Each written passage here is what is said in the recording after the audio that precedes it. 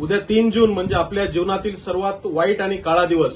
ज्यांचं नाव घेतल्यानंतर आजही अंगावर काटा येतो आणि डोळ्यात पाणी येतं ते आपल्या सर्वांची आन बान शान स्वर्गीय लोकनेते गोपीनाथरावजी मुंडे साहेब यांच्या नावासमोर स्वर्गीय लावताना आजही जीभ थरथरते. उद्या 3 जून रोजी साहेबांचं 11वं पुण्यस्मरण आहे आणि त्या निमित्तानं महाराष्ट्रामध्ये आपण जयंती आणि पुण्यतिथीच्या निमित्तानं चंद्रसूर्य असेपर्यंत गोपीनाथरावजी मुंडे साहेब यांचं नाव जिवंत ठेवण्यासाठी आपण विविध कार्यक्रमाला त्यांची पुण्यतिथी आणि जयंती साजरी करत असतो.